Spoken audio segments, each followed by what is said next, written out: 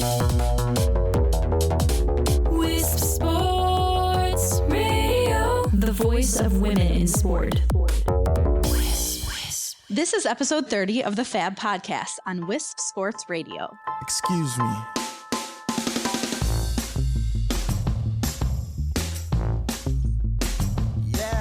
The FAB podcast is the weekly show brought to you by females in athletic business for women in the sports business, where we believe that women in sport deserve equal coverage. Welcome to this week's episode. My name is Kristin Ray, and I am the founder of Females in Athletic Business and one of your hosts of the FAB podcast. On today's show, we are speaking with Taylor Washington as part of our Women of Big Ten Network series. Taylor was a marketing intern for the Big Ten Network this summer and is here today to talk about making the most of an internship opportunity. And by all accounts, Taylor did just that this summer. So welcome, Taylor. Hi, thank you for having me. I'm so happy to be here.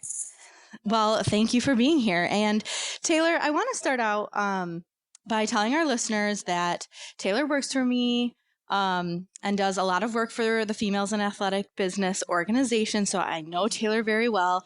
And I knew that going into her internship this summer that she was going to just blow it out of the water, and she absolutely did that. So she's here today to talk about, like I said, how to make the most of that internship. But there are so many young women who ask me how to get these amazing internships in sports, and hopefully a lot of them are getting them. But I want to make sure that once these young women are getting these great internships, that they're making the absolute most of the experience and not just staying in their lane, if you will. And Taylor had done such a wonderful job this summer by getting out there, meeting a ton of people within the Big Ten Network, but also meeting a ton of people outside the Big Ten Network. So, Taylor, talk a little bit about first of all, how did you get such a wonderful internship? For instance, how did you find out about it? And did you apply for any other internships? How many did you have to apply for to get such a good one? Yes, so first off, I knew that this summer, my sophomore year, entering my junior year, I wanted to have an internship underneath my belt. I feel like having the experience is very important. So what I did actually was I just Googled online. I went to Teamworks Online, actually, which is an amazing website for people who want to stay in the sports industry, want to find an actual full-time position or just an internship. So I just typed in internships, and actually the Big Ten wasn't the first internship that I found. It was actually Chicago Sky, the WNBA team, and I applied through their ticket operations internship. And I, within a couple of weeks, actually heard back from them and went through the interview process and received that internship. So between that time, I was still focusing on other internships because I did not want to settle on just one.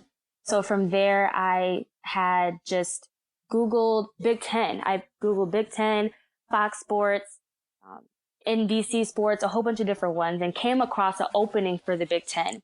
And it just said a summer internship. Gave the description, but it didn't give what certain department. So I just applied. Just a simple application, put myself out there, and that was that. So throughout a couple weeks or so, and with networking with other individuals, I was able to receive an internship with the Big Ten Network. And from there, I just talked on the phone with a random guy who I did not know. And I actually, through that guy, because that guy worked in remote production, he enjoyed my internship. He enjoyed my interview and actually spoke to people in the marketing department and said, I really enjoyed her. I want her for the marketing department because I already have someone for remote production. So after that, around the same time, actually, I heard back from both of them accepting me and offering me the internship. So I was actually stuck in a bubble because I did not know what to do. And with the financial situations I went through with the Big Ten Network, but the Chicago Sky had a lot of great opportunities and great things to offer. But the Big Ten was just more of a better fit for me. And they were both located in downtown Chicago, but I went with the Big Ten Network, and that was pretty much it. It was a regular process. It wasn't anything out of the norm or anything difficult. It was just a regular Google search. Sure. And I remember, for our listeners out there, Taylor Taylor, like she's just mentioned, she got accepted into 2 internship programs, and they happen to both be in Chicago. And she put herself out there to both of them and told both of them that she'd be willing to do both and try to make both work. And then in the end, just the hours that the one job was going to require didn't allow her to do both. And you know. Taylor, you really did struggle with picking, but there really was no wrong answer there. Both of those opportunities would have been amazing opportunities for you this summer, but you used your contacts and your resources to figure out what might be the best fit for you, and it turns out that it sounds like it was a really great experience. So, as a marketing intern for the Big Ten Network, what were your daily duties during your internship, and which ones of them kind of were your favorite? Yes, so in the beginning, we kind of worked up to having more duties because we had 2 big events throughout the summer, and that were the Big Ten Media Days and then the Big Ten 10K and 5K run that we had at the end of the internship. So in the beginning, we were researching different trophy ideas. So for the marketing president, basically, wanted to have a different trophy that not everybody typically gets. So they didn't want just a regular medal. They wanted something that the runners could use or hang up, or something that was very creative. So every day we came in and just tried to research different trophy ideas, different things that we could come up with that could kind of set us apart from other races. And we also, with that, Googled different races that were going on during the time of ours to kind of figure out, okay, what do they do? What do they have that maybe we could kind of use it and make something different out of it? So that was something that was really important throughout the whole internship. Next, we had to communicate with our customer service email. So believe it or not, I believe the application or the sign up for the race started all the way in like February, but early in the year. And so it wasn't until, around March or so, then a lot of people started to come in. And then around the summer when we started is when the email picked up. So every day we were communicating just to make sure everyone had their registration and the sign up and everything was going okay. So we did a lot of the communicating with the email, researching, and also finding photographers. So one important thing was that during football season, like we're in now, they wanted to make sure they have photographers from each Big Ten school so they can send photos to the Big Ten that they can use for different things like graphics or while they are in the studio recording. So those were our main priorities during the day.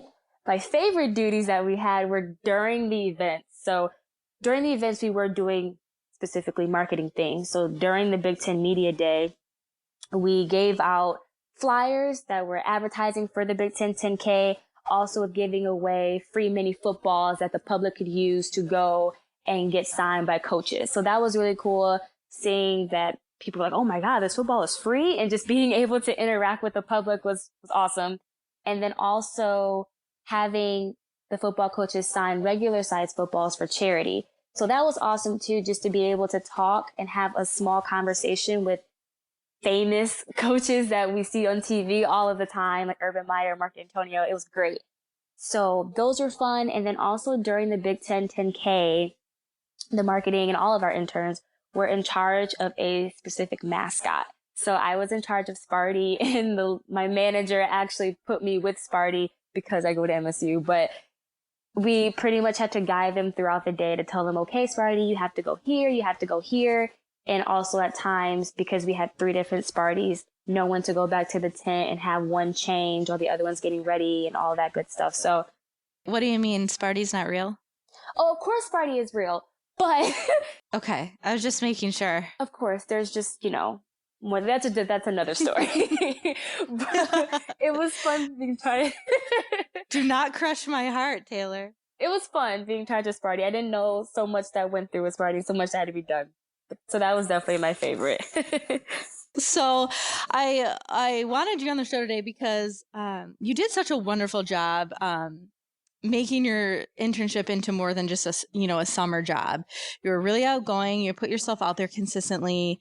And you and I had talked a lot before you left there, just to to make sure you're meeting as many people as possible and learning as much as possible. Just because you're the marketing intern doesn't mean that that's the only thing that you can learn over the summer. So tell us about how you went about that exactly. Did you just hear me in your head and just start walking upstairs one day and just be like, Kristin said I need to introduce myself to this person and this person and this person?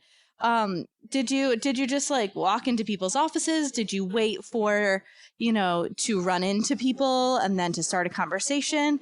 Because that can be really awkward sometimes. So tell our listeners how you went about kind of introducing yourself around such a big office and such a prestigious kind of corporate environment. Yes, so it can come off intimidating at times because you're in the Big Ten office. I'm working for the Big Ten Network.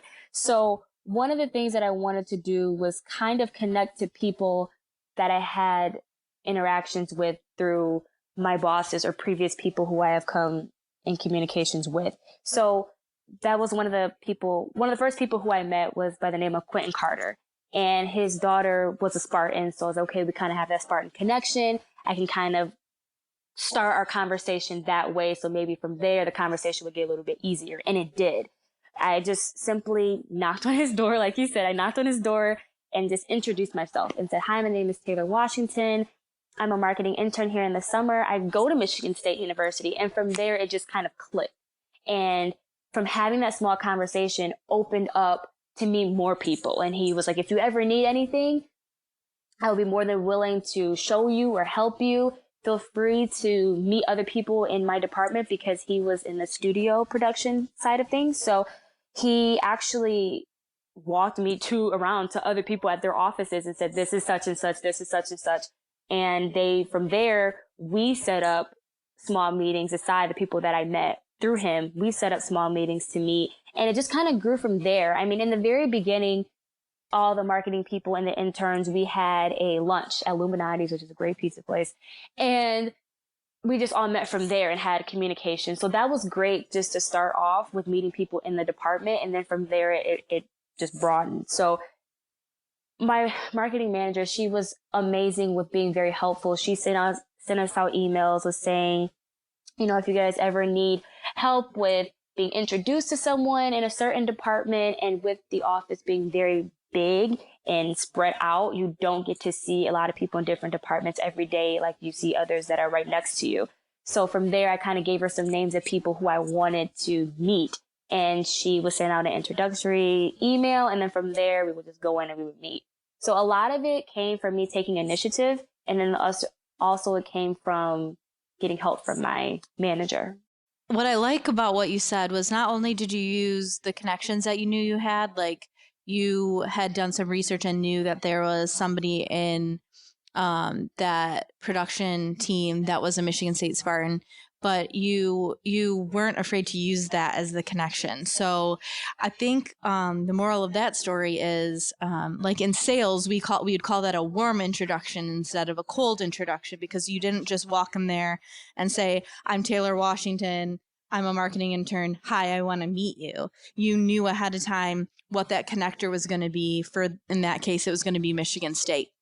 And even if you didn't know ahead of time that he was a Spartan, who's to say that you couldn't have Googled before you got there for the summer, Googled the list of people on whatever, team, the marketing team, the production team, whatever people you wanted to meet, and then just linked in them and see is there a connection between you and someone there, because he felt that connection was so strong and that your presence was so strong in that meeting that he was willing to take time out of his day to take you around and meet other people. That's huge. And so congratulations on taking that initiative. So thank you. Yes. What are some of the other reactions that you received when you were introducing yourself around? Were they all positive? Because it seems like everybody was really ready and willing to help. Everybody was positive. That was one of the things that I wouldn't necessarily say shocked me, but one of the things that I wouldn't expect. I mean, as you're walking down the hallway, everyone's like, hello, good morning. And so you kind of get that vibration, and you do the same thing. You'll say hello and you'll say good morning. And they have that family and very friendly and open environment. And that's one of the things that I loved about working there, was that I was never upset about waking up and going. I was always like, I'm excited to go. I'm going to meet new people. And every day I did meet new people. And when I interview with other people, they were very shocked. And one of the ones, for example, was Akeisha Hart. She was very shocked because I had done research about her before I met her. And it seemed as if, I guess, some of the people who have interviewed them before did not necessarily do that. And so I remember still to this day, when I asked her about some other things that she does outside the office that are very beneficial to her career, she was, her eyes just get so big, and she was like, well, why, how do you know this? And like, what do you mean? And I'm like, well, I researched you. And she just stopped right there and said, that is amazing. And she was like, I don't know who taught you how to do that. I don't know who helped you do that, but whoever did, thank them and tell them I said thank you, because that's huge that you get people, coming in already knowing information about you, because that makes the conversations just so much better. And so from when I did that with her, I just continued to do that with everyone else. Well, and we just had Akeisha Lockhart on the podcast. Well, I actually recorded with her just a couple of weeks ago. Her episode hasn't aired yet. So listeners, look out for that episode, because she has such a wonderful message about just packing as much experience into one section of your life as possible. She has just so much to say about how much she was willing to put herself out there for, even if it kind of sent her into overdrive mode sometimes, in with how much she was taking on. But it's a wonderful message, and that episode is coming out soon, so listen to that. But so you obviously were well prepared to put yourself out there this summer. What else did you do? Maybe was there anything else outside of the world of the office you were in every day that you did to kind of put yourself out there or get some more experience while you were in Chicago? Yeah, so with me being at school and with classes and with the job that I have, I was able to develop different networking opportunities that developed into lifelong contacts. So from there, I was able to meet a woman by the name of Lisa Byington. And with her, we met a couple times. She's a freelancer for Big Ten. She's also done ESPN, and she's done March Madness, and she's absolutely incredible. And so I was able to sit down with her a couple times and just to talk about what she's done, what she has done, and any advice that she could give. And she was absolutely amazing. She's become a lifelong contact. She's someone who I can contact today, tomorrow, whenever, for any help. She really loves the thought of women empowering women and women being in the sports industry. But also with that, I was given the ability to interact with the Bulls head coach and wife, which at first kind of came off a little intimidating, but it was more exciting just because of the fact that, wow, I'm doing this right now. And they were able to set up a tour for me. So I was able to get a tour of the Bulls facility and meet with a woman by the name of Beth, who deals with media relations. And so she's always head on and on hands with the coach, Fred Hoiberg. So that was an awesome experience, just to first off see the facilities of the Chicago Bulls and see how their program works, and to see how many women work in the office and seeing what they're pursuing. And it was awesome. And it's at the professional field, which I have not encountered at all just yet. So those things were outside of the Big Ten, and now those are also lifelong contacts that I'm able to have. So it was incredible. I enjoyed it. So I think the message there is through your normal work during the school year, you made a couple of different contacts and people. So these were people at your normal job who recommended you get into contact with people they knew once you got to Chicago that summer. And it would have been really easy to be intimidated by names like Fred Hoiberg, Lisa Byington. But you overcame that. You reminded yourself what an invaluable experience it could be, and you put yourself out there. And you never know, those type of people, with how busy their schedules are, they could say no.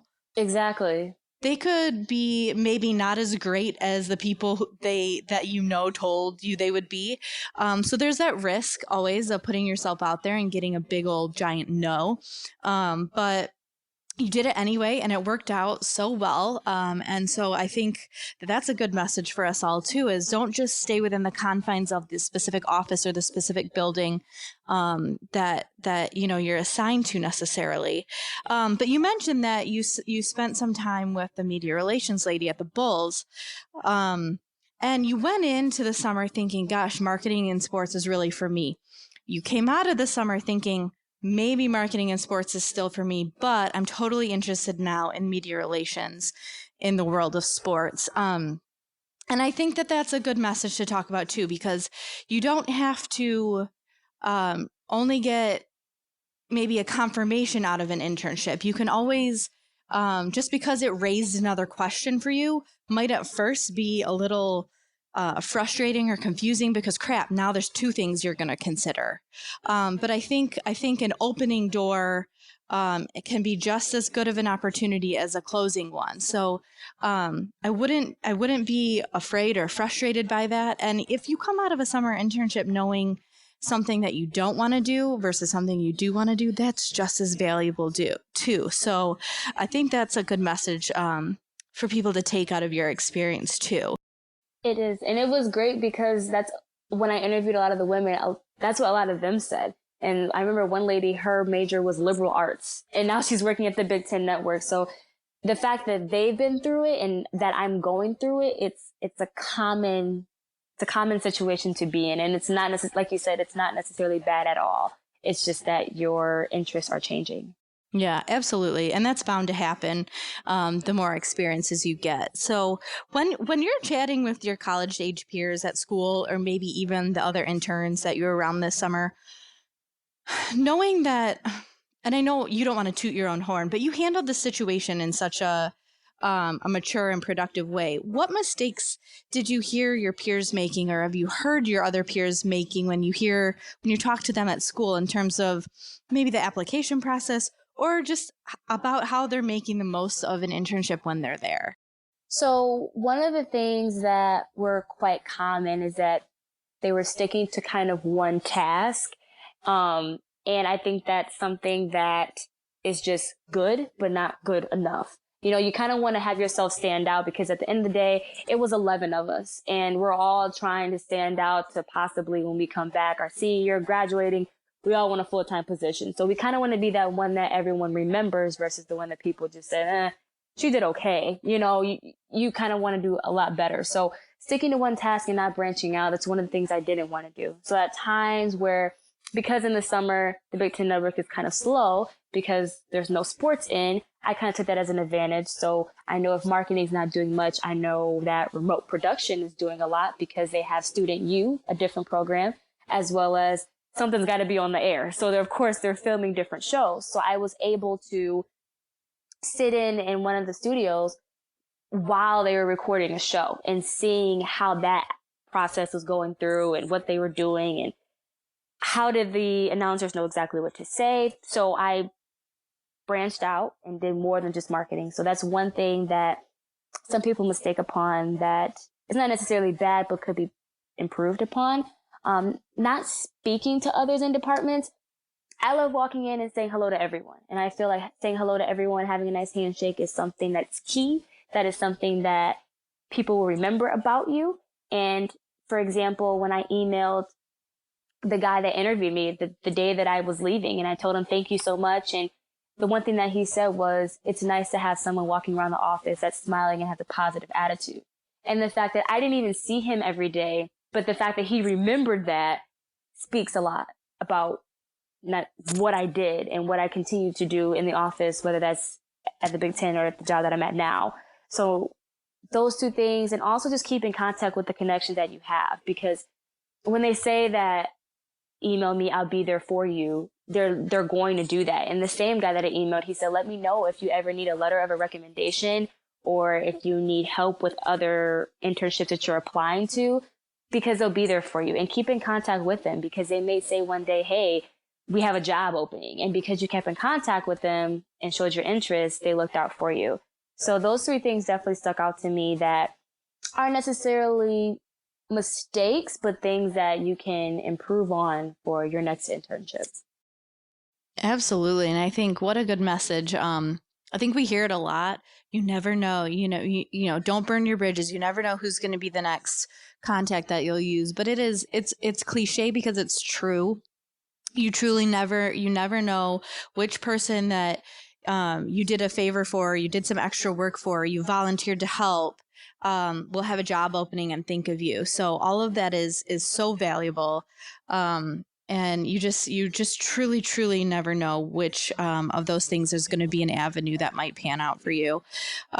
Great pieces of advice, Taylor. I want to thank you so much for being here today, sharing your experiences in your internship, being such a great example of what to do, and maybe reminding us a little bit about the things to stay away from when we're in an internship. But Taylor, if there is a listener out there who wants to know maybe a little bit more about how you put yourself out there, what tactics you use to make it work, can they contact you? I don't want, you're a young woman. I want you to have some privacy, but maybe what's a social media handle that they might be able to contact you on, or what's your LinkedIn, or what might be a good idea for you to get in contact with you? Yes, so my LinkedIn would be perfect. I'm on my LinkedIn like almost every day, just like all my other social media accounts, but I'm just regularly Taylor Washington, I believe, on my LinkedIn account. Definitely email me too. I'll be more than happy if you connect with me through LinkedIn. I would be more than happy to give you my email. I also have an Instagram. Instagram is also quite popular for me too, that I do business and then also socialize myself with. And that is Taylor with 2 R's, J, and an underscore. Feel free to contact me. I love giving advice and speaking to people now. I'm actually mentoring a freshman now who met me through LinkedIn and saw my job experiences. And from there, she wanted me to be her mentor. And it was just as simple as that. So I love doing that. I love helping people who are younger or older than me with any sports related advice or situations that they need help with or want help with. So I'm more than happy to help. Well, I'm so proud of you. You have the mentor bug now. I love it. I'm so proud of you. Thank you. Thank you so much. I hope our listeners can tell I'm your boss on a daily basis because I'm just beaming with pride. All right. Well, Taylor, again, thanks so much for being here. Thank you for having me. Yes. You're so welcome, and we'll be following you as you move on through your career. Conversations from the world of women's sports. This is Wisp Sports Radio. Wisp Sports Radio can be found on any podcast app. Follow Wisp Sports on social media at Wisp Sports. Please give us a 5-star review on iTunes to help promote coverage of women in sport. To follow Females in Athletic Business or this podcast, use @FAB Sports.org on social media. The FAB podcast is a co-production of Females in Athletic Business and Wisp Sports. Check out Females in Athletic Business at www.fabsportsorg.com.